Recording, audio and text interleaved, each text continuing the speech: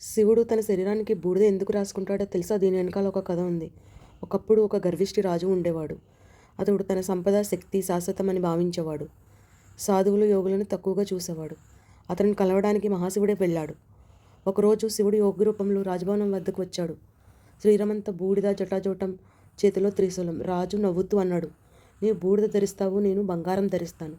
శివుడు చిరునవ్వుతో రాజుని అతడు అడవికి తీసుకువెళ్ళాడు. అక్కడ ఒక పవిత్ర అగ్నిని వెలిగించాడు. ఇప్పుడు ఏం చేయాలి శివ నేను అని రాజు అడిగాడు శివుడిని.